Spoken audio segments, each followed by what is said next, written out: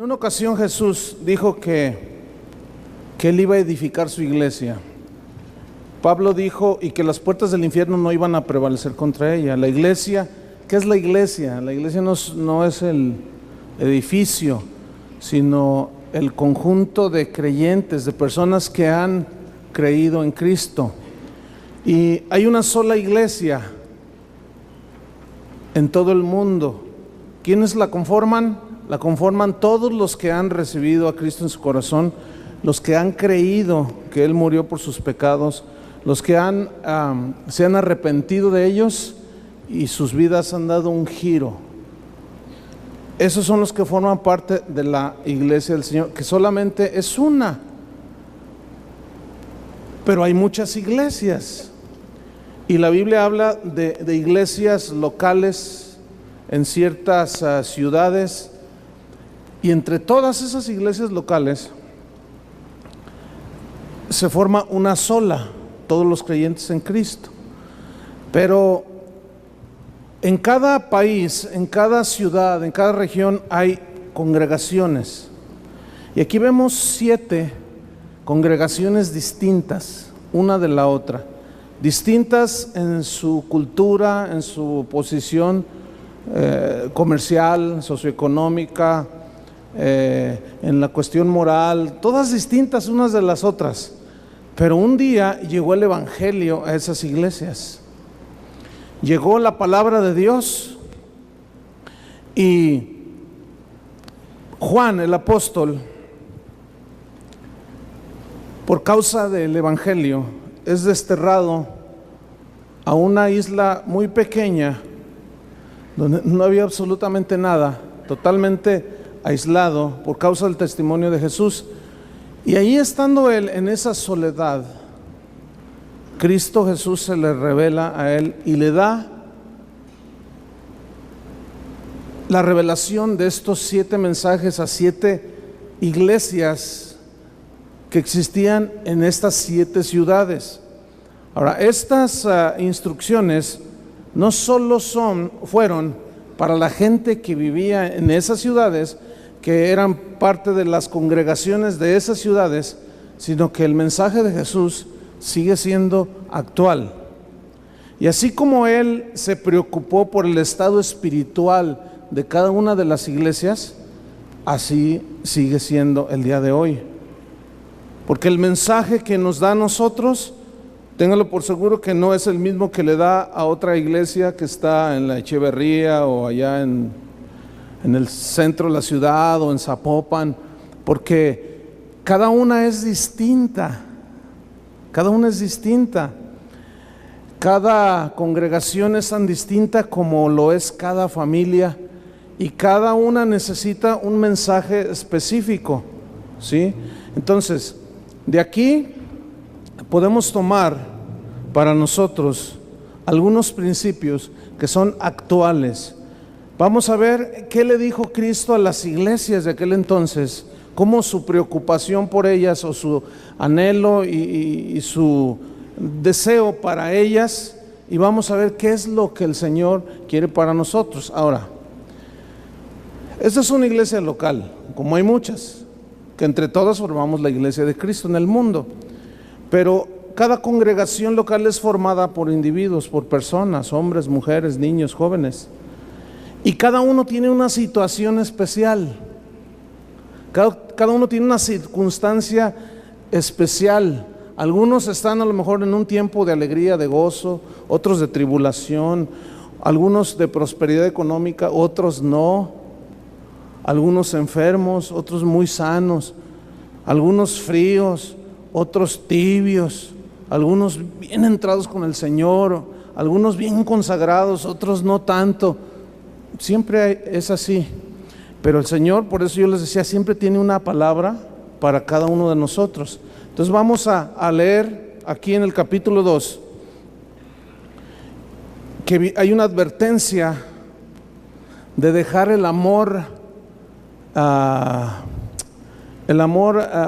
encendido hacia Dios. El mandamiento decía, el grande mandamiento decía que deberíamos amar al Señor, ¿cómo? con toda nuestra mente, todas nuestras fuerzas, todo nuestro corazón. Ese era el mandamiento. Y vamos a ver qué le pasó a esta iglesia y cuáles eran sus circunstancias. Dice capítulo 2 versículo 1: escribe al ángel de la iglesia en Éfeso. Aquí el ángel se refiere al pastor, en este caso, ¿sí? Porque el pastor pues es el encargado de llevar a la gente hacia los caminos de Dios. Y dice: el que tiene las 7 estrellas en su diestra, el que anda en medio de los 7 candeleros de oro, dice esto, refiriéndose a Jesús. Él está hablando aquí y le dice el versículo 2: yo conozco tus obras. Quiero decirles algo antes de continuar.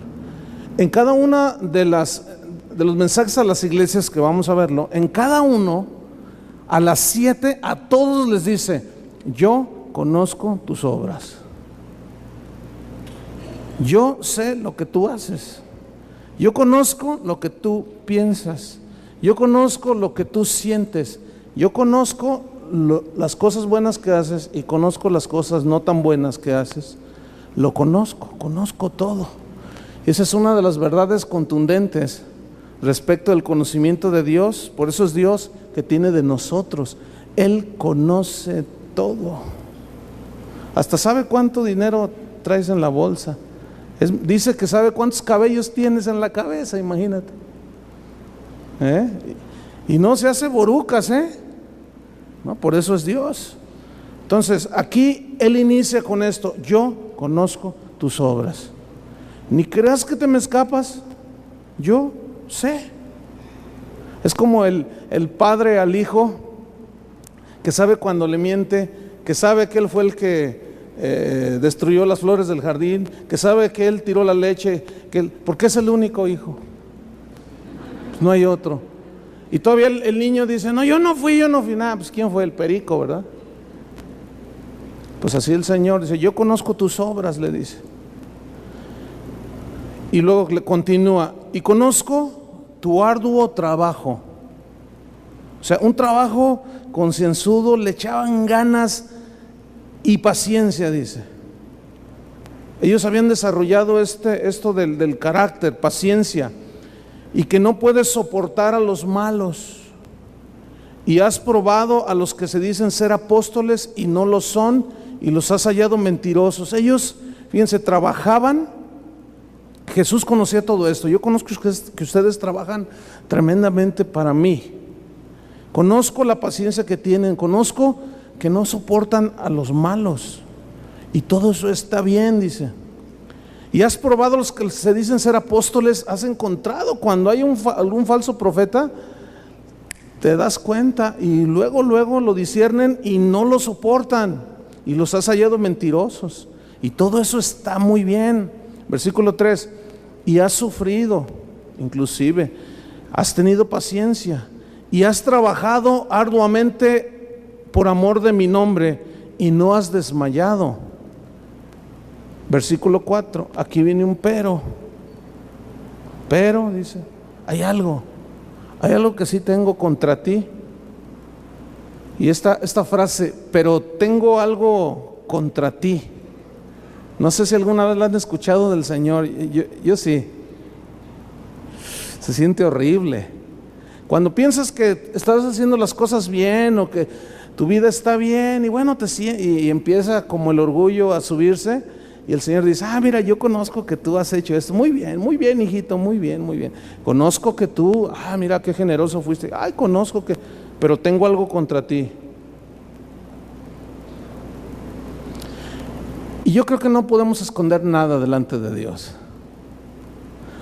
¿Cuántos podríamos levantar el rostro al Señor y decirle: Señor, dime lo que tengas que decirme? ¿Cuántos se animarían? Se quedaron fríos, porque tal vez Dios tenga algo contra ti. Es que yo sirvo, sí, todo eso está bien, perfecto. Pero en el caso de los efesios, Jesús les dice: pero tengo algo contra ti. ¿Qué era lo que él tenía? Has dejado tu primer amor. Les voy a poner un ejemplo para ilustrar qué fue lo que sucedió. Es como el padre de familia, es típico esto.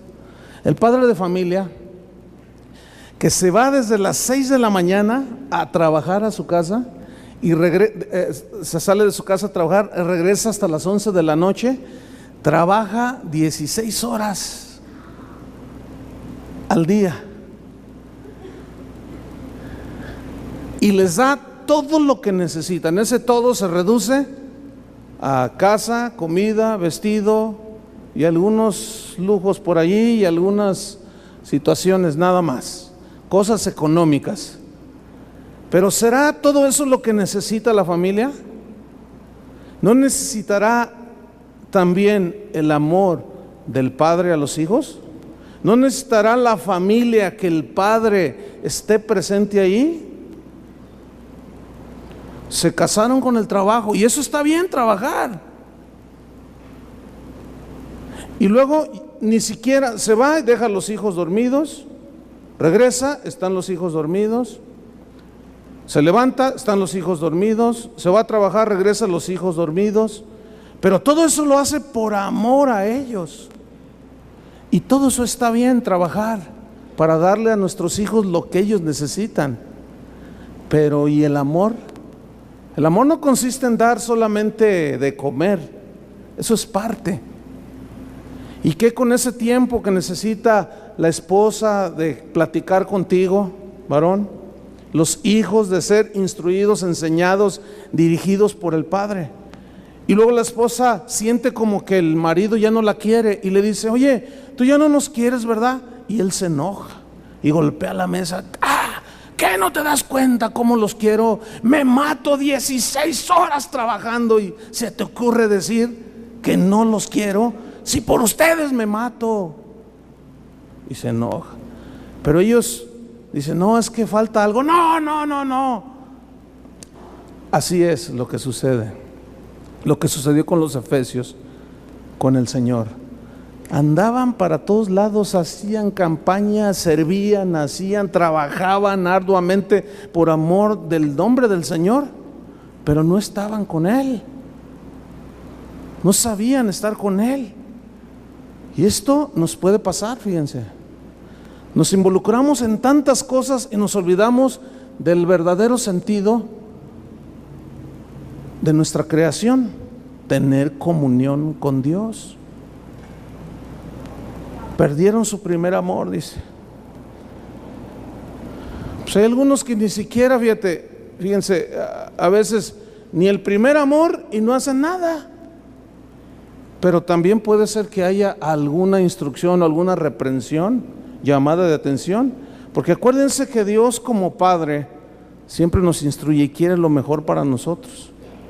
Nada más que, como dijo Chuy hace un rato, no, pues a algunos les va a doler, sí, pero ¿qué vamos a hacer? ¿Vamos a echarnos para atrás nada más porque nos duele? No. Entonces dice: has dejado tu primer amor. Versículo 5, aquí hay una palabra muy importante, dice: recuerda, por tanto, de dónde has caído, y utiliza una palabra que debe ser constante en nuestra vida, y arrepiéntete, le dice.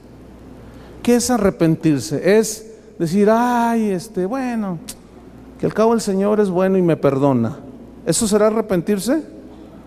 ¿Qué será arrepentirse? ¿Saben qué es arrepentirse? Es dolerse en el alma, en el espíritu, por haberle fallado al Señor. Eso es arrepentirse y cambiar de dirección. Le dice: y haz las primeras obras. Haz las primeras obras.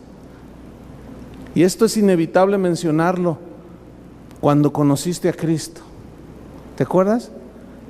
Oh, cómo orabas, cómo leías la Biblia, cómo querías estar con Él, le cantabas, le adorabas, pero de corazón. Y después ya eso se fue apagando, lo fuiste dejando por ahí. Y es exactamente lo que sucede en el matrimonio. Ahí está la analogía, es válida. Cuando el joven anda conquistando, no, pues mueve mar y tierra con tal de conquistarla a la muchacha. Una vez que la conquista y logra casarse con ella, pues le promete y le baja el sol y las estrellas y la luna y hasta Júpiter. Se lo baja, pero una vez de que ya se casa Está con ella 1 año, 2 años, empieza a enfriarse la relación. ¿Por qué? Porque se le olvidó hacer las cosas que conquistaron a la esposa. Los detalles, las primeras obras, la atención, el respeto, es exactamente lo mismo. Ahora dejamos de hacer las primeras obras, las primeras cosas, que era un amor ardiente hacia el Señor. Sigamos leyendo. Dice: haz las primeras obras, pues si no, vendré pronto a ti y quitaré tu candelero de su lugar si no te hubieses arrepentido. El Señor no nos engaña, Dice: mira, si tú no te arrepientes, yo voy a quitar tu candelero de tu lugar. Ahora, Éfeso, esa ciudad, ¿cuáles eran las características de esa ciudad? Bueno, la historia nos menciona que en ese tiempo era la ciudad de las ciudades más prósperas que había. Era de las ciudades que esa prosperidad las había llevado a una relajación en muchas cosas. Y leemos en el versículo 6 algo interesante: pero tienes esto, que aborreces las obras de los nicolaitas, las cuales yo también aborrezco. ¿Qué son las obras de los nicolaitas? ¿Quiénes eran los nicolaitas? Era gente seguidora de una filosofía que se metieron a la iglesia, que eran cristianos. Y bueno, viene de Nicolás. Se habla de un tan Nicolás que decía él que qué bueno que ahora ya éramos cristianos, pero que podíamos seguir haciendo lo que nos diera la gana. Y siempre hay seguidores de estos. Pero yo quiero que noten esto: eso de que hagan lo que les dé la gana, se refería a todos los excesos que tenían que ver con vicios y con promiscuidad sexual. Y de esos seguidores hay un montón, y estaban infiltrados en la iglesia ese pensamiento. Venían a la iglesia, cantaban al Señor, escuchaban la palabra de Dios,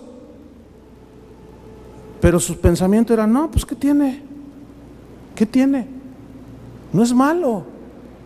Bueno, pues eso es algo que nosotros sentimos, que es natural, decían ellos. Ahora, dice aquí que los efesios aborrecían las obras de los nicolaitas, y qué bueno, es decir, ellos no permitían esa filosofía, esa manera de vivir, ellos no la permitían ahí en su iglesia. Y Jesús les dice: qué bueno, porque yo también aborrezco eso. Fíjense esa palabra: yo también aborrezco eso. Y luego dice en el versículo 7: el que tiene oído, oiga lo que el Espíritu dice a las iglesias. O sea, hay un oído espiritual aquí. Al que venciere le daré a comer del árbol de la vida, el cual está en medio del paraíso de Dios. Vamos al versículo 8 y vamos a analizar el mensaje a la iglesia de Esmirna. Dice: escribe al ángel de la iglesia en Esmirna, el primero y el postrero, el que estuvo muerto y vivió, dice esto, refiriéndose a él mismo, que había resucitado, muerto y resucitado. Y le vuelve a decir: yo conozco tus obras, yo sé qué piensas, yo sé qué haces, yo sé cuáles son tus deseos, yo conozco todo lo que tú haces. Pero le dice a ellos, fíjense, esta es una de las 2 iglesias que no les recriminó nada. Dice: yo conozco tus obras, conozco tu tribulación y tu pobreza, pero tú eres rico, le dice. ¿A qué se refería? Eran pobres materialmente, pero eran ricos espiritualmente. Conozco esto, dice, y la blasfemia de los que se dicen ser judíos o pueblo de Dios y no lo son, sino sinagoga de Satanás. No temas en nada lo que vas a padecer. He aquí el diablo echará a algunos de vosotros en la cárcel para que seáis probados y tendréis tribulación por 10 días. Sé fiel hasta la muerte y yo te daré la corona de la vida. Fíjense, es interesante notar que Jesús a esta iglesia, junto con la de Filadelfia, eran 7, pero esta, Esmirna y Filadelfia, no les recriminó nada. Al contrario, aquí les está enviando un mensaje de consolación. Era gente humilde los que miembros de esta iglesia en Esmirna, pero eran muy ricos espiritualmente, eran fieles a Dios. Esa fidelidad les produjo una tribulación, y la historia dice que el emperador Domiciano, que coincide con Domiciano fue el que desterró a Juan. Él fue el que inició una persecución contra los cristianos, contra los fieles, contra los que estaban consagrados, y él envió una persecución de muerte. Ahí fue cuando exterminaron a miles de cristianos por un emperador malo, perverso. Y Jesús les manda una palabra de consolación. Y déjeme decirle una cosa: a los fieles siempre Dios tendrá una palabra. En este caso fue de consolación. Yo no sé cuántos aquí están en algún sufrimiento, pero viene una palabra de parte del Señor de consolación. No te dé temor sufrir, no te dé temor. Yo te voy a consolar, yo voy a estar contigo. Porque Pedro lo entendía y decía: miren, es necesario que tengamos pruebas, y esas pruebas nos van a hacer sufrir, pero esas pruebas nos van a hacer crecer. Necesitamos ver las situaciones adversas, entre comillas, en nuestra vida como oportunidades que Dios nos está dando para crecer. Aunque humanamente hablando nadie quiere sufrir. ¿A cuánto les gusta el sufrimiento? A nadie. Sin embargo, es en los momentos de tribulación y de dolor donde muchas veces el corazón de las personas se enmienda, donde hay reflexión. Pero es necesario tener una buena actitud en medio de esa prueba. Cristo resalta la fidelidad de ellos. Dice: mira, no te dé temor, vas a sufrir, sí, pero yo voy a estar contigo. Yo voy a estar contigo. Porque ellos estaban sufriendo por causa de Cristo. La fidelidad a Cristo había sido tal que los llevó a muchos de ellos a la muerte. La historia cuenta de cómo asesinaban a los cristianos. Cuando era la familia completa, tomaban al varón y lo asesinaban enfrente de la esposa y de los hijos, y luego la esposa, la mamá, y luego los hijos, y los asesinaban. Les trataban de obligar a que negaran a Cristo, y ellos decían no, porque en ese entonces los emperadores se hacían pasar como Dios, hacían imágenes y se proclamaban de que todos los del imperio romano debían de adorar al emperador, y ellos no se doblaban ante el emperador, y eso los llevó a la muerte. El cristianismo de hoy, como decíamos alguna vez, es tan light, es tan ligero, que hoy cualquiera se dobla ante cualquier cosa. Ah, no, ya no. Ay, no, si esto es ser cristiano, no, me iba mejor cuando no era cristiano. Cosas así, que tú dices: ay, pues que yo cuando pasa esto, trato de analizarme a mí. Bueno, ¿qué les estoy enseñando? Les estoy enseñando un cristianismo muy light, así muy ligero, muy que no va a pasar nada, no les nutre nada, no pasa nada. Pero los que sufren por causa de Cristo, y de estos hay muchos. ¿Por qué? ¿Por qué lo digo? Porque es continuo que la gente se acerca, sobre todo los nuevos convertidos, que no saben qué hacer cuando los empiezan a perturbar por razón de su fe. Y vienen desconcertados. ¿Qué está pasando? Fíjate que mi papá me golpeó porque yo le dije que había recibido a Cristo, y bueno, aunque tengo 25 años, me quiere manipular y me dice que si yo sigo a Cristo, no en la religión que Él me enseñó, sino ahora en una forma viva, Él me va a desheredar, me va a echar de la casa. Y hay gente que sufre. Y a veces los que ya pasamos por esa etapa lo vemos así muy ligero, ¿no? Mira, no te preocupes, pero no, necesitamos entenderlos verdaderamente, porque todos pasamos por ese trance, todos absolutamente, ¿no es cierto? ¿A quién no nos dijeron algunas cosas? A unos más, a otros menos. Y eso perturba y hace sufrir. Entonces, la situación que tú estés pasando, hay una palabra de Dios para ti. Hay una consolación en medio de esta tribulación. No temas sufrir, porque eso te va a hacer crecer. Amén. Vamos al versículo número 12. Y escribe al ángel de la iglesia en Pérgamo, el que tiene la espada aguda de 2 filos, dice esto. ¿Qué les dice?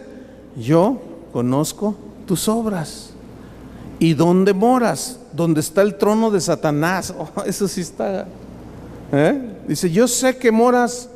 Ahorita les voy a explicar por qué decía, yo sé que moras en el trono de Satanás, pero retienes mi nombre y no has negado mi fe, ni aun en los días en que Antipas, mi testigo fiel, fue muerto entre vosotros, donde mora Satanás. Miren, Pérgamo era una ciudad próspera que competía con Alejandría en Egipto, porque los pergamistas inventaron el pergamino. Entonces había una competencia de tecnología, ¿sí?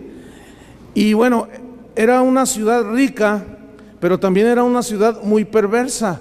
Los descubrimientos arqueológicos confirman que ellos encontraron una estatua del emperador Domiciano 10 veces el tamaño promedio de un hombre. Estamos hablando como de unos, que si una persona mide en promedio unos 70, 10 veces, 17 metros. Imagínense una estatua del emperador diciendo, yo soy Dios. Tenía una inscripción. Había un templo dedicado al culto del emperador. Y esto habla de cómo el humanismo, la exaltación del yo, estaba tan impregnada esa ciudad de Pérgamo, que se llegó a la adoración. Y déjenme decirles, en la sociedad actual en la que vivimos hay mucho de esto. Tal vez no se hacen imágenes de ese tamaño, pero de ese tamaño o más grande se levantan las personas a la categoría de ídolos, y hasta se les dice ídolos. Por ejemplo, un futbolista, un deportista, un artista. El artista puede casarse 20 veces, tener hijos como Juan Charrasqueado por donde quiera, pero seguir siendo un ídolo. La gente seguir adorándolos. Hay una exaltación eso se llama hedonismo, a la personalidad, al nada más querer yo los placeres meramente humanos. Así estaba la iglesia en Pérgamo. También ahí en Pérgamo había un templo dedicado al dios Esculapio, que era el dios sanador. Este lo representaban por medio de una serpiente. Y todavía, si tú te vas a la escuela de medicina, así lo tienen. Los anillos de graduación de los médicos tienen una serpiente ahí, es Esculapio, que es el dios de la medicina. Había este templo donde adoraban este dios pagano, donde se le llevaban ofrendas. Pero allí en esos templos, junto con el del emperador, había otro templo dedicado a Júpiter. Y ahí ya se ve cómo desde la antigüedad, y de esto se agarran los astrólogos para decir, esto es muy antiguo, sí es muy antiguo, pero eso no significa que era del agrado de Dios. Un templo dedicado a Júpiter, que según ellos tenía influencia sobre la gente de Pérgamo, que dirigía las vidas de las personas que vivían ahí, y creían en las predicciones que los profetas de ese templo decían, y la gente los creía. Y es exactamente lo mismo que pasa hoy. Gente que cree en los horóscopos. El otro día mi hija ayer me dice, oye papá, ¿qué es eso de horóscopo? ¿Por qué, hija? Dice, es que me preguntaron ahí en la escuela, como ella nació el 10 de mayo, le preguntaron, ¿y tú en qué fecha naciste? Le preguntaron el 9 de mayo. Dice, yo nací el 10 de mayo. Ah, el Día de las Madres. Dice, sí, yo nací. Ah, y le dice una niña, entonces tú eres, y le da su signo zodiacal, ¿no? Y dice, ¿qué es eso? Le dice mi hija, ¿cómo? ¿A poco no sabes? Dice, mira, en los periódicos, en la televisión sale cómo los hace, y le empieza a dar una lección de astrología. Y mi hija le dice, ¿a poco tú crees que la luna te guía? ¿A poco tú crees que el sol y las... No, hombre, ¿qué es eso? Le dice. Pero ella me pregunta que qué era el horóscopo. ¿Es tan antiguo eso?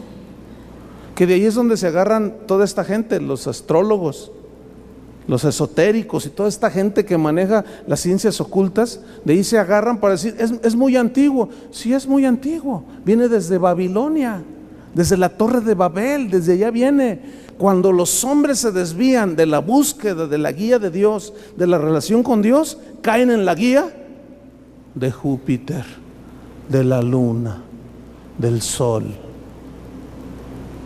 Imagínense nada más. Y todo eso es idolatría. Entonces vemos una ciudad entregada a la idolatría. Por eso dice, yo conozco tus obras, sé dónde moras, donde está el trono de Satanás. Es que la cosa, miren, podríamos decir que nosotros estamos en una situación semejante. Moramos donde Satanás ha hecho su trono, ha puesto su silla.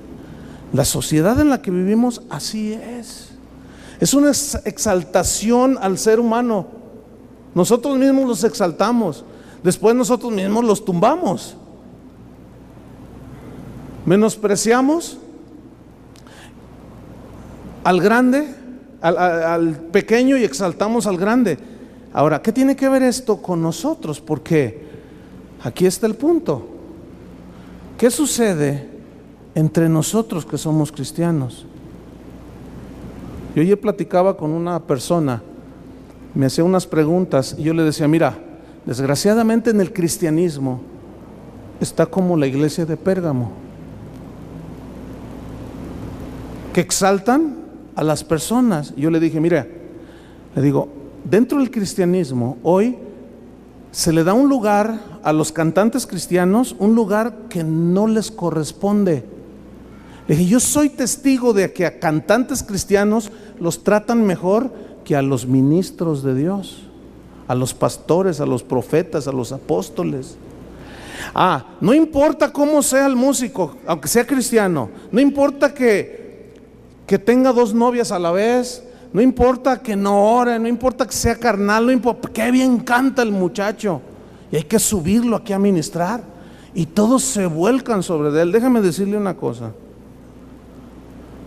al menos mientras yo esté, jamás se subirá uno aquí a este lugar, un cantante de esos aquí. Por eso usted, algunos me dicen, oye, ¿por qué no invitas a fulano? No, pues es que no se puede. No, vamos a ver, algunos yo los conozco, son buenos hombres de Dios, pero otros también los conozco. ¿Y saben qué? No. Se ha elevado más entonces, los catalogan como más arriba por el don y el talento que tienen y no por el carácter que tienen.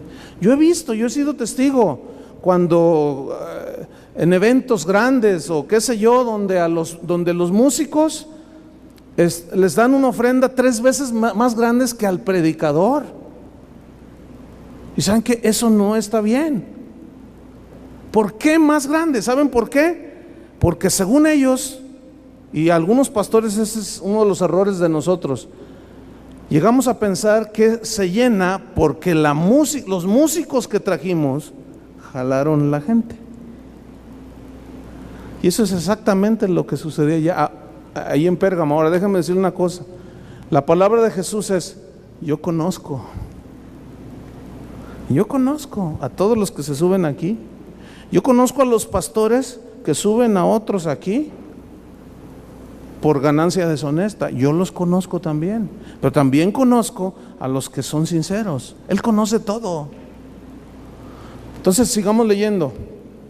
Dice, mira, yo conozco que tú moras en el mismo trono de Satanás, pero retienes mi nombre y no has negado mi fe, ni aun en los días en que Antipas, mi testigo fiel, fue muerto entre vosotros donde mora Satanás. Antipas era un pastor Fue un pastor de ese tiempo.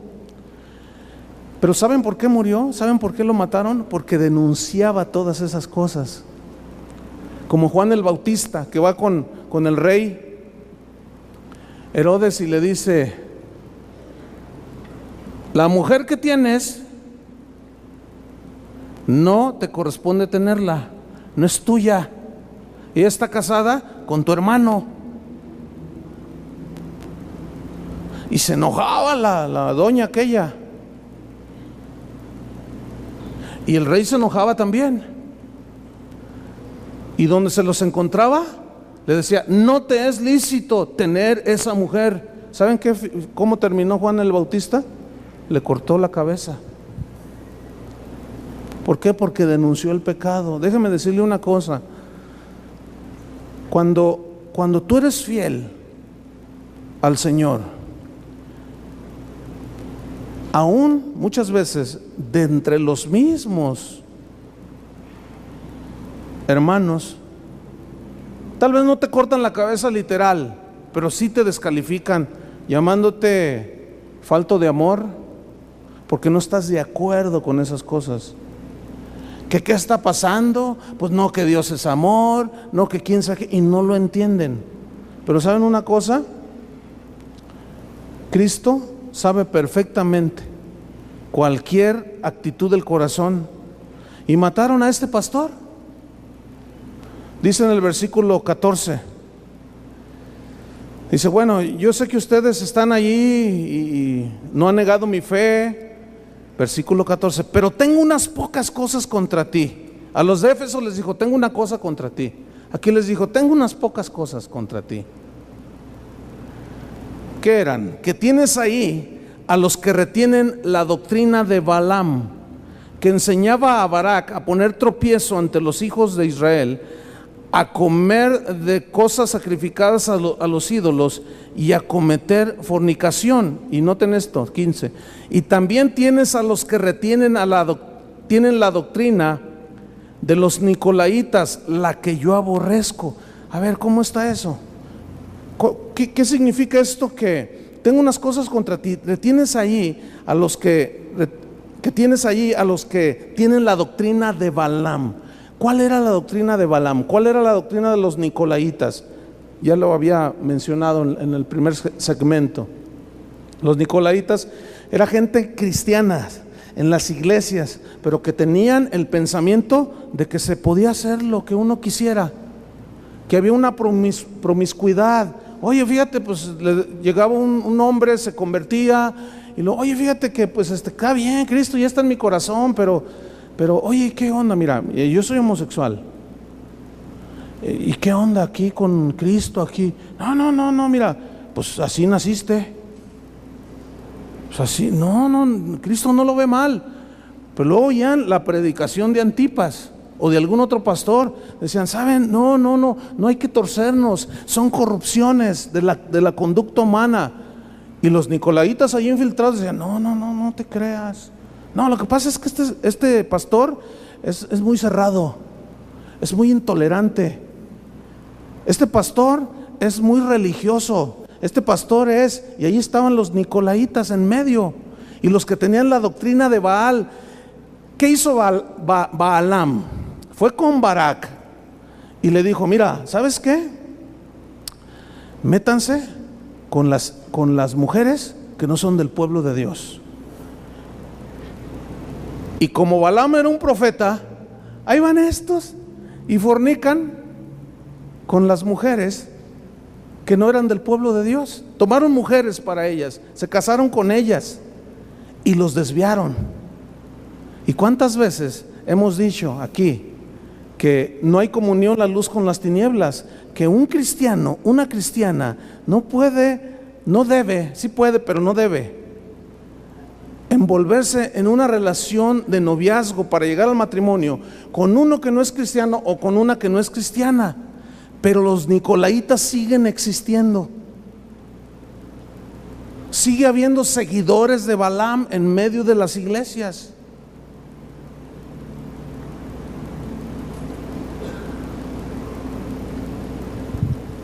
No, mira, Nomás échale un ojo a los hermanitos de aquí, a los chavos de aquí. No dan una a los pobres. No, están mejor los de afuera. Los nicolaitas, cuya doctrina era, ¿sabes qué? Mira, puedes hacer lo que quieras. Hemos dicho aquí varias veces, y necesitamos repetirlo, miren, conforme a la palabra de Dios, queremos ser fieles lo más posible a la palabra de Dios. No estamos de acuerdo con el aborto. No estamos de acuerdo con el aborto. No estamos de acuerdo con la homosexualidad, con el lesbianismo, con la fornicación, con el adulterio, con las perversiones sexuales. No estamos de acuerdo con ellas. ¿Por qué? ¿Porque a mí se me ocurrió? ¿O porque Dios dice, no descubras la desnudez de tu hermana, de tu padre? El bestialismo, no os ayuntéis con bestia como con mujer o con varón. Es claro el mensaje, lo hemos dicho muchas veces. Aún así, los seguidores de Balaam y los seguidores de los nicolaitas siguen existiendo en medio de nosotros. Y cuando surge alguna situación en medio de nosotros, mujeres embarazadas, jóvenes que embarazaron, cosas, pecados de ese tipo, y uno toma medidas de acuerdo a la palabra de Dios, se vienen contra uno. ¿Saben qué? Yo tengo determinación. Yo he determinado tratar de ser fiel hasta el final. No me le estoy dando de super santo ni nada por el estilo, no. Simplemente quiere ser un cristiano fiel, un pastor fiel. Seguramente han oído ustedes, porque esto es a nivel mundial, el escándalo que está pasando ahorita en la Iglesia Católica. Tantos sacerdotes violadores, no todos, porque eso también es una aberración decir que todos los sacerdotes son iguales. No, y yo casi aseguro que no faltó el cristiano, miembro de una iglesia cristiana, que se gozó y dijo, no, sí, para que vean, bola de corruptos, sí, todos son así, a ver, y empiezan a contar historias. Acabo yo de tener una plática con unas personas nuevas, un hombre ya de 60 y pico de años, me confesó, muy triste, que a él lo violaba un sacerdote cuando era un niño. Y todos, ¡ay!, se asusta todo el mundo. Y bueno, no es para menos, realmente la situación está tremenda. Infinidad de veces yo he hablado con gente, no, yo estuve en el seminario, pero ¿sabes por qué me salí? No, hombre, el rector allí era homosexual y las quería conmigo, y yo me saqué de onda. Esas son las historias continuas. Una vez, hace muchos años, platiqué con una pareja y querían un consejo. No, pues es que nuestro amor es imposible. Yo les pregunté, ¿pero por qué? Dice, pues dice él, es que yo soy sacerdote. Y venía allí con una novia que él tenía, ¿no? Y le digo, bueno, pues, ¿qué? ¿Amas a Dios? Sí, pero también la amo a ella. Bueno, yo entiendo cómo está ahí la cosa, no los dejan casar a los sacerdotes católicos. Le dije, bueno, pues tienes que decidirte. Dice, es que me siento tan mal cuando doy la hostia. Tengo una novia, y dice, y eso no es permitido. ¿Tienen relaciones sexuales? Pues sí. Y me siento sucio. Bueno, pues cuelga los hábitos y cásate. O, conforme a tu creencia, entrégate totalmente a Cristo. Tardaron un rato, pero se decidió él por los hábitos y sigue ministrando. Pero yo estoy seguro que él tiene muchos problemas, porque es natural querer tener una esposa e hijos, es natural amar a una mujer y una mujer a un hombre, es natural. Y bueno, un escandalazo impresionante, y todo el mundo dice, ay, que no es que, déjenme decirles una cosa, también de eso hay aquí adentro. Hay algunos ya así como que, también hay. Eso no es privativo de ninguna iglesia. Los nicolaitas siguen dentro de las iglesias. Yo supe de un pastor que violó a 2 niñas. Un pastor. Suena feo, ¿verdad? Y hasta yo siento feo así. Pero suena más tranquilo cuando digo un sacerdote violó a 50. Pero un pastor. Gente que en las iglesias tiene amantes. Los nicolaitas siguen dentro de nosotros.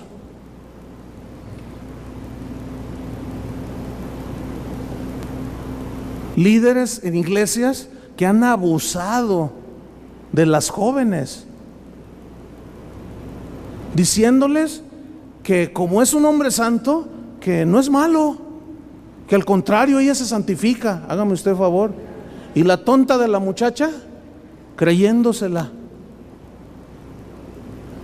Se meten entre nosotros. Sería un mentiroso si no lo dijera, y sería falta de integridad si no se los mencionara. Como está allá, está aquí.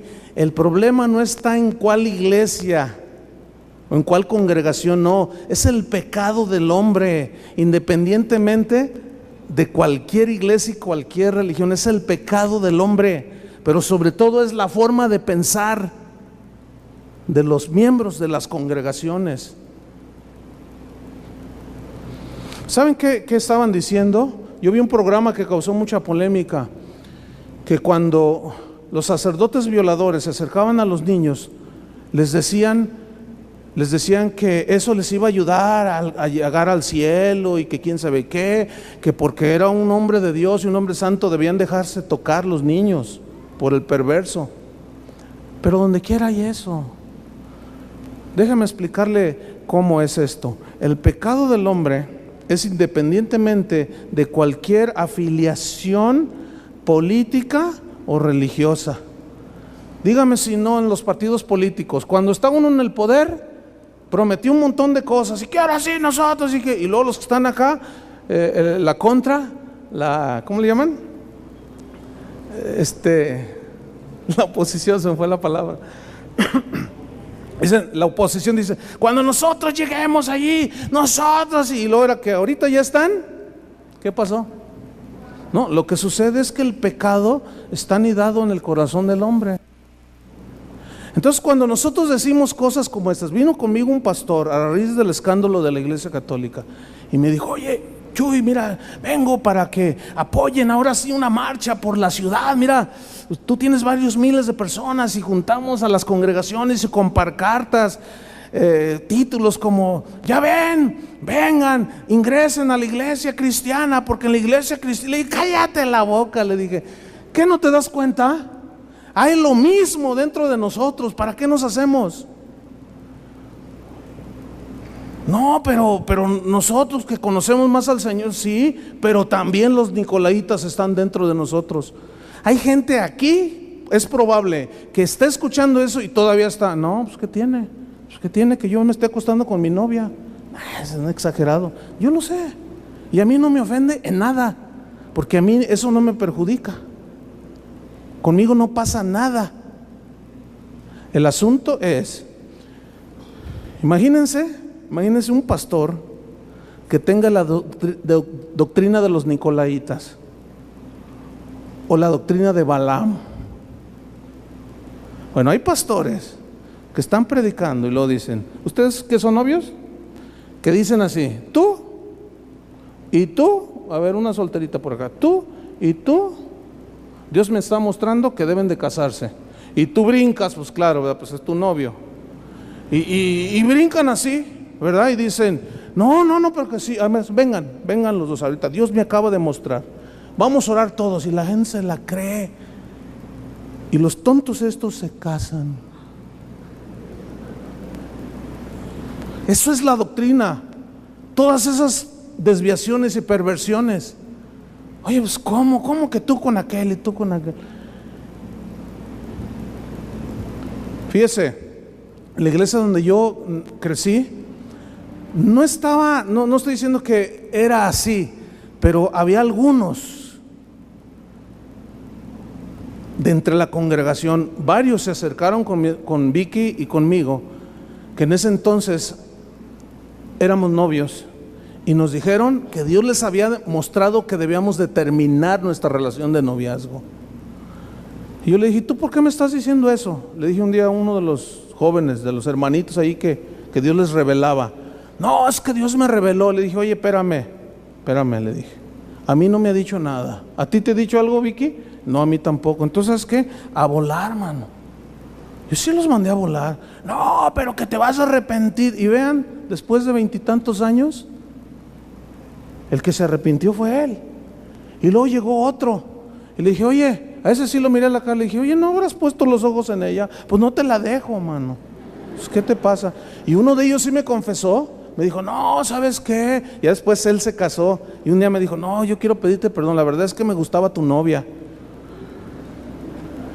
Y que Dios me mostró y que eso es. Ahora, ese muchacho, no raptó, se fue con la novia. Allí la muchacha de la congregación. Y se metió con ella. Y de allí quedó embarazada. ¿Qué onda? ¿Qué pasa?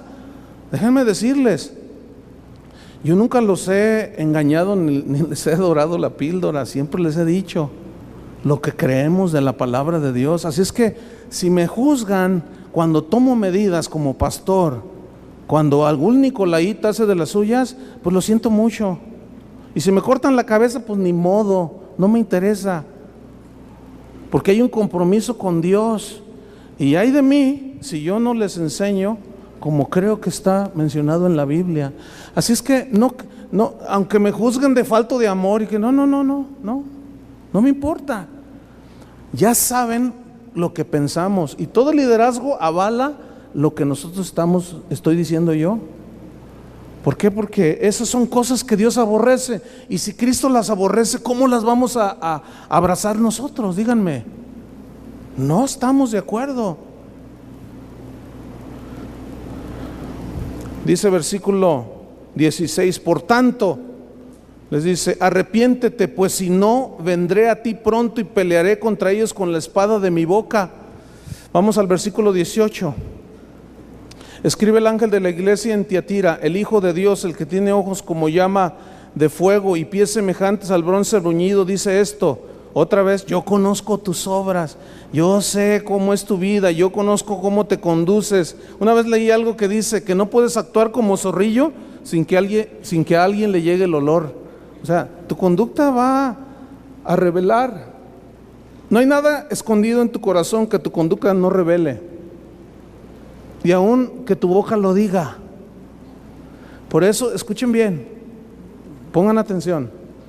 Fíjense bien lo que yo estoy diciendo. Yo no estoy disfrazando nada, no estoy tratando de decir algo, no estoy tratando, se los estoy diciendo claramente. Porque como les he dicho en otras ocasiones, algunos entienden como quieren y están buscando seguir con su doctrina nicolaíta, la cual el Señor aborrece y nosotros no estamos de acuerdo. Sigue más aquí abundando, fíjense. Dice en el versículo 19, yo conozco tus obras y amor y fe. Todo eso está bien. Amor y fe y servicio y tu paciencia, y que tus obras postreras son más que las primeras. O sea, habían crecido, servían más. Pero tengo unas pocas cosas contra ti, que toleras a esa mujer Jezabel. Esa palabra, toleras a esa mujer Jezabel. ¿Quién era Jezabel? Miren, cuando habla, toleras a esa mujer Jezabel, dice la historia de la iglesia que no era, es una referencia a Jezabel, la del Antiguo Testamento, esposa de Acab, que era una mujer malvada, que era una mujer inmoral, que había un templo a la diosa Astaret o Astarot, que en Éfeso era la diosa Diana de los Efesios. En ese templo había mujeres que se ofrecían sexualmente, porque ellos decían que por medio de las relaciones sexuales, ellos alcanzaban mayor espiritualidad con esa diosa, con los ídolos. Entonces dice Jesús: mira, yo conozco tus obras y sé que toleras a esa mujer Jezabel. Se refiere a la actitud, porque la historia de la iglesia dice que es interesante mencionar que no dice la Biblia el nombre de esta mujer, sino la actitud del espíritu de una mujer llamada Jezabel, cuyo fin fue trágico. Pero según dicen algunos historiadores, que era una mujer muy hermosa, de rango social elevado, que cuando vio que el cristianismo se estuvo desarrollando, le llamó la atención el cristianismo a esta mujer. Entró a la iglesia, se hizo miembro de la congregación allí en Tiatira,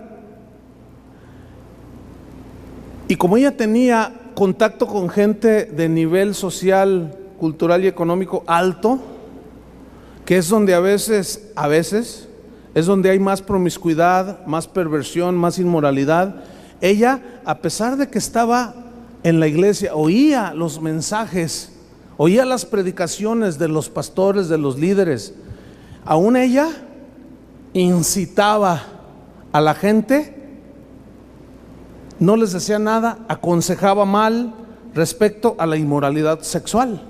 Y otra vez aquí lo toma, dice: toleras a esa mujer Jezabel, que se dice profetiza, fíjense, enseñe, versículo 20, y seduzca a mis siervos a fornicar.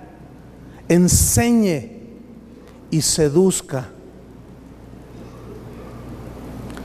Se siguen metiendo ese espíritu jezabelino, sigue habiendo, seguido lo detectamos. Están sentados entre ustedes gente con una mentalidad así, que se han dejado seducir, y no solamente, sino que ellos mismos hacen las cosas y enseñan aún a los demás. El pecado y el problema de los líderes de esa iglesia es que ellos no hacían absolutamente nada. Ustedes han crecido en amor, en fe, sus obras postreras son más que las primeras, pero tengo algunas cosas contra ustedes: toleran. Fíjense esa palabra, toleran.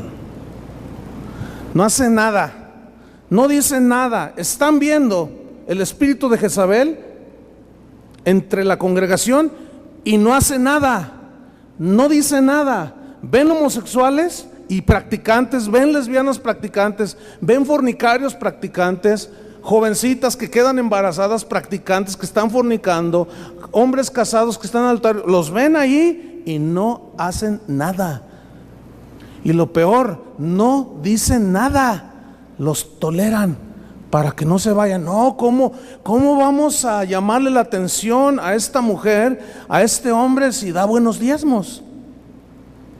¿Cómo si es un político bien renombrado y eso le da prestigio a la congregación? Y se tolera. Yo acabo de hablar con un pastor de una congregación allá pasando Plaza del Sol.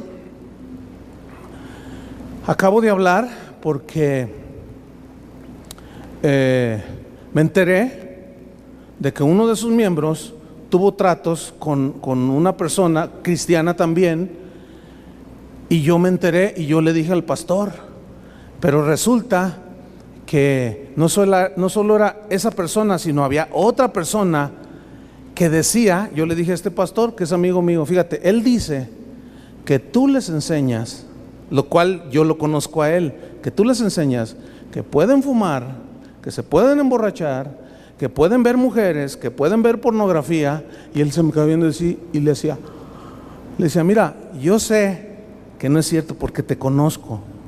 Él fue maestro mío en la escuela bíblica y sé que es un hombre bien derecho y sé que es muy recto con el Señor y que no tolera esas cosas. Le dije, mira, esta persona anda diciendo que tú les enseñaste eso. Le dije, déjame decirte algo, yo te conozco, yo estoy totalmente seguro que tú jamás les enseñaste algo así. Y me dice, no, por supuesto que no, dime quién es. Y le dije quién es. ¿Y saben qué? Saliendo de allí estuve tomando un café. Dice, ahorita yo lo voy a ir a buscar, porque yo no tolero eso. Yo no tolero eso. Y ahorita, bueno, eso fue, yo estuve el viernes en la noche con él tomando un café. Ayer sábado, ya ese que dice, no, es que el pastor nos enseña. No. Ahora, hay algunos que puede que sí. Pero el Señor dice, tengo algo contra ti que toleras. ¿Y saben una cosa? Nosotros no toleramos. Oigan, si no se les perdonó a estos, ¿ustedes creen que nos la va a perdonar a nosotros? No. Dice, tengo algo que toleras, dice esa mujer, que seduzca, que enseña a fornicar. Versículo 21, noten esto. Y le he dado tiempo para que se arrepienta, pero no quiere arrepentirse de su fornicación. Le he hablado una y otra vez y le he dado tiempo y no se ha arrepentido. Ok, vamos a ver, versículo 22. He aquí, yo la arrojo en cama y en gran tribulación a los que con ella adulteran, si no se arrepienten de las obras de ella. A sus hijos heriré de muerte, y todas las iglesias sabrán que yo soy el que escudriña la mente y el corazón, y os daré a cada uno según vuestras obras. ¿Qué tal? ¿Dios es amor? Sí, pero no se confundan, hermanos, no nos confundamos. También es un Dios santo que no tolera la doctrina de los nicolaitas, ni las inmoralidades de Jezabel, ni las perversiones de los filósofos actuales. Jamás. Él es sí en lo que él dice y es no también en lo que él dice que no. Él no se contradice. Entonces no nos engañemos. Hay un castigo, una disciplina. Versículo 24. Pero a vosotros y a los demás que están en Tiatira, a cuantos no tienen esa doctrina y no han conocido lo que ellos llaman las profundidades de Satanás, yo os digo, no os impondré otra carga. No hay más. Pero lo que tenéis, retenerlo hasta que yo venga. Al que venciere y guardare mis obras hasta el fin, yo le daré autoridad sobre las naciones. Ahí está, capítulo 3, versículo 1. Escribe al ángel de la iglesia en Sardis, el que tiene los 7 espíritus de Dios y las 7 estrellas, dice esto: yo conozco tus obras. Otra vez, yo las conozco. Dice, mira, sé que tienes nombre de que vives y estás muerto. Eso está tremendo. Este es para los que están muertos espirituales, pero siguen asistiendo a una iglesia, pero están muertos. Sé vigilante y afirma las cosas que están para morir, porque no he hallado tus obras perfectas delante de Dios. Acuérdate pues de lo que has recibido y oído, y guárdalo y arrepiéntete. Pues si no velas, vendré sobre ti como ladrón, y no sabrás a qué horas vendré sobre ti. Pero tienes unas pocas personas en Sardis que no han manchado sus vestiduras, y andarán conmigo en vestiduras blancas porque son dignas. O sea, ¿se fijan cómo hay una mezcla ahí de gente en las iglesias? En todas, excepto en Esmirna y en Filadelfia, que es lo que vamos a leer ahora. Versículo 7. Escribe al ángel de la iglesia en Filadelfia: esto dice el santo, el verdadero, y el que tiene la llave de David, el que abre y ninguno cierra, y cierra y ninguno abre. Yo conozco tus obras. Otra vez. He aquí, he puesto delante de ti una puerta abierta, la cual nadie puede cerrar, porque aunque tienes poca fuerza, has guardado mi palabra y no has negado mi nombre. Aunque tienes poca fuerza, has guardado mi palabra y no has negado mi nombre. Escuchen esto. Miren, los miembros de la iglesia de Filadelfia, dice la historia de la iglesia, que la gran mayoría de ellos era gente sencilla.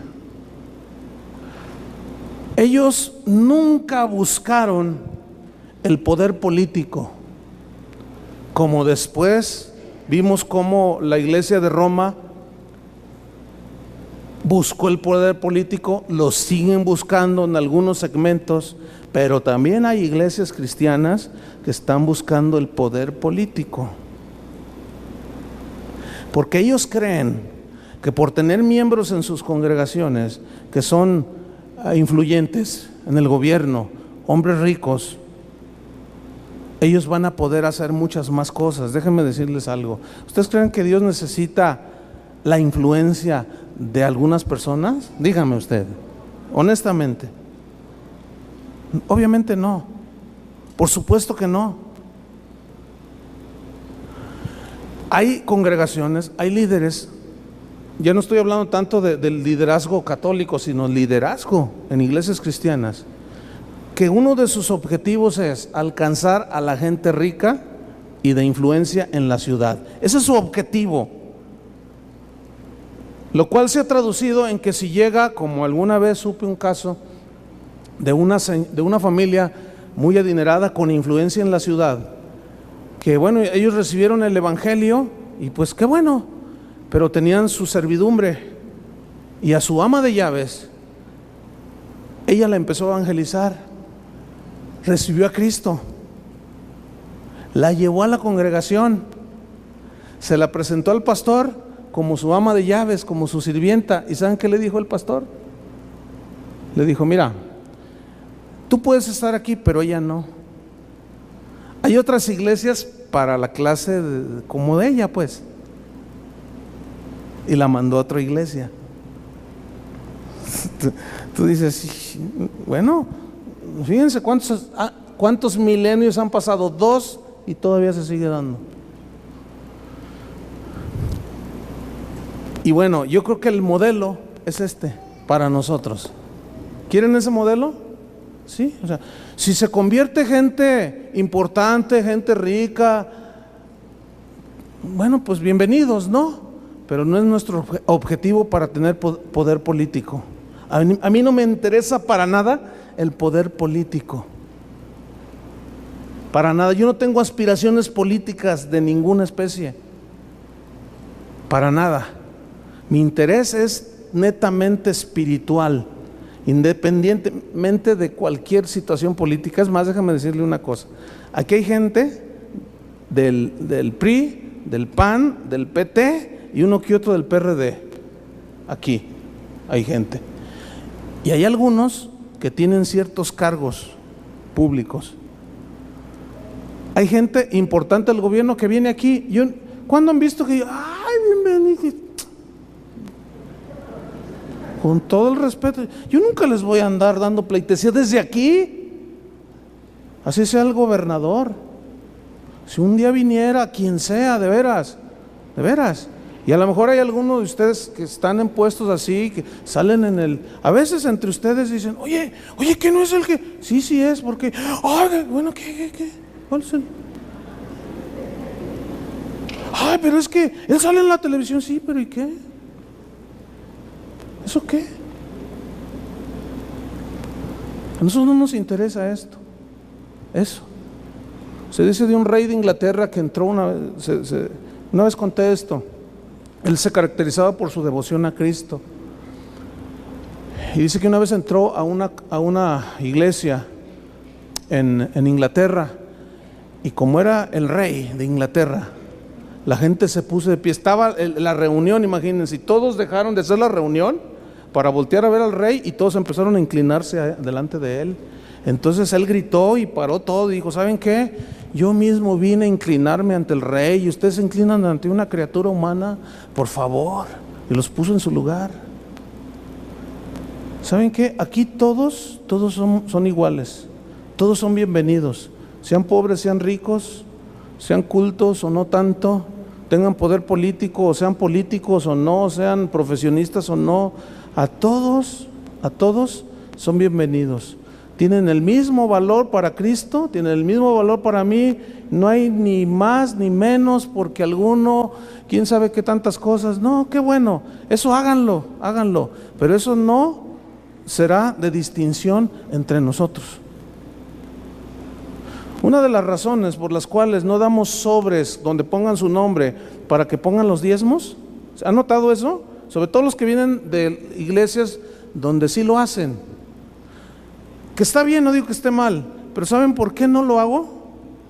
Para que nuestros corazones no se desvíen. Porque hay gente que da. Y si los administradores o los que cuentan las ofrendas ven allí, ay, fulano, ay, hermano, gloria a Dios, y quién sabe qué, y quién sabe qué tanto, ay, usted. Y luego al rato anda con un amante y no se le dice nada y se le tolera. ¿Y saben qué? No, así, miren, yo no sé lo que da nadie. Así es que mi corazón, yo los veo igual. Si das mucho, das poco, pues gloria a Dios, pues el Señor conoce tus obras, Él sabe lo que tú das. ¿Qué tengo yo que saberlo? ¿Verdad? Entonces, terminamos de leer. Yo creo que ese es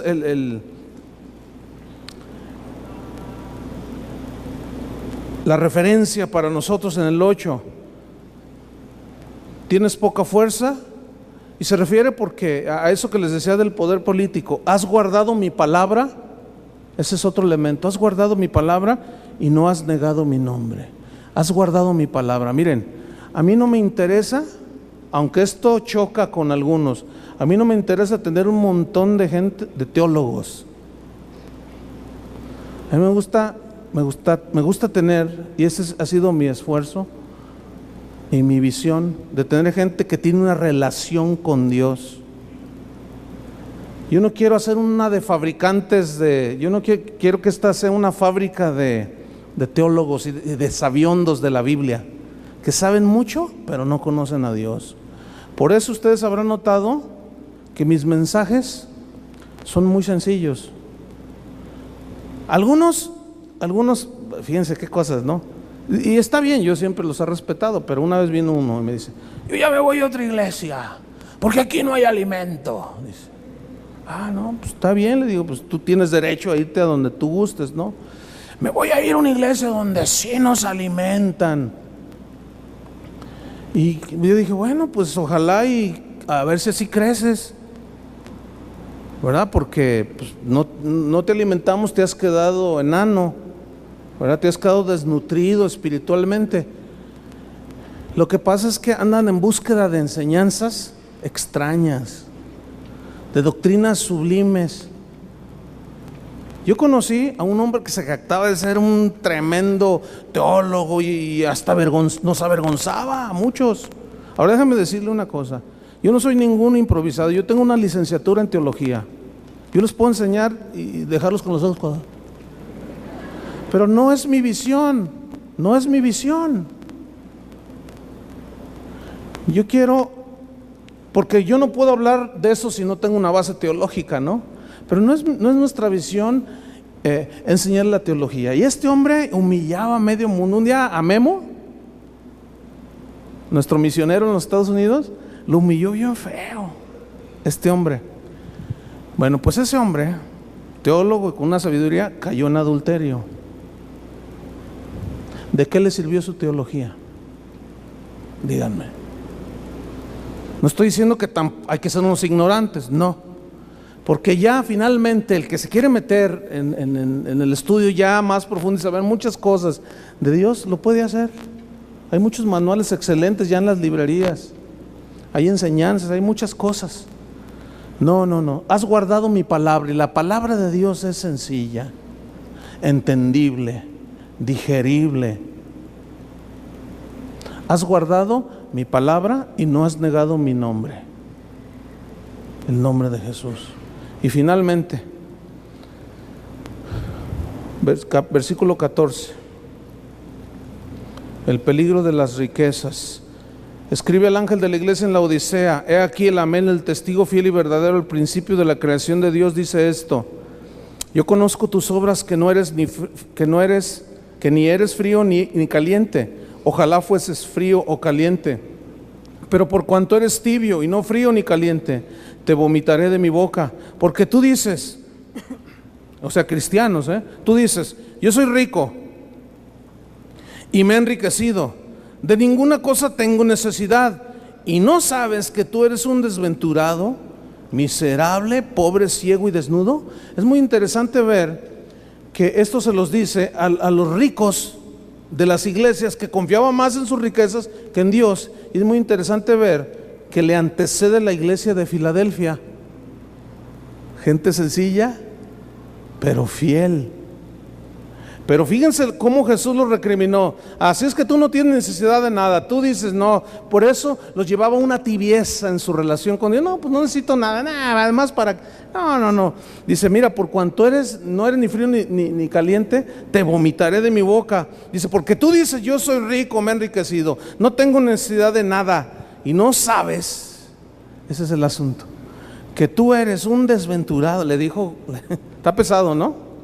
A veces dicen, ay, el pastor a veces dice cosas bien fuertes. No. Vean esto. ¿Cuándo les he dicho yo, desventurados, miserables? ¿Cuándo les he dicho? Nunca les he dicho yo una cosa así. Entonces no se quejen. No digan, ay, el pastor a veces dice cosas, quién sabe qué. Pero yo te digo que tú eres un desventurado, miserable, pobre, ciego y desnudo. Casi nada. Versículo 18, por tanto, dice, yo te aconsejo. No le dice, yo te mando, porque no lo fumaban al Señor. No le hacen caso. Por eso no le dijo, yo te mando y no, le dijo, nada más, ¿sabes qué? Te aconsejo. Porque tú te crees el mero de aquí. Tú eres de los que dices, ay, si yo fuera el pastor, ay, si yo quién sabe qué. Mira, yo te aconsejo porque no me obedeces. Siempre estás así, no haces ni una cosa ni otra y luego te pones rígido y te pones muy exigente. Mira, yo te aconsejo, le dice. Mira tú, pobre, desventurado, ciego. ¿Qué más le dijo? Burro y... No. Eso. Dice, mira, yo te aconsejo esto, que de mí, ¿te crees muy rico? De mí, compra oro refinado en fuego, para que seas rico, y vestiduras blancas para vestirte, y que no se descubra la vergüenza de tu desnudez, y unge tus ojos con colirio para que veas. Déjeme decirle algo que está en la historia, que todo cobra sentido cuando lo vemos desde esa manera. La gente de la Odisea era gente que había prosperado mucho. Los miembros de la iglesia y hasta el pastor, bueno, pues seguramente la gente rica de la iglesia le daba regalos al pastor de valor. Y se volvieron fríos, tibios, se reunían, cantaban sin fuego, altísimo, y todos durmiendo y viendo el reloj. Ay, qué enfadoso, o sea, sí, ay, sin fuego, todos tibios, no pasaba nada. Pues que una ofrenda misionera para nuestros hermanos en Estados Unidos, sí, cómo no, como tenían mucha lana, sí, pero lo hacían ya automático, tenían mucha lana, mucho dinero. Dice, pero ese es un antecedente. Dice, pero compra de mí oro refinado en fuego, vestiduras blancas para vestirte. ¿Saben? Allí en esa ciudad de la Odisea se distinguía porque ellos fabricaban de las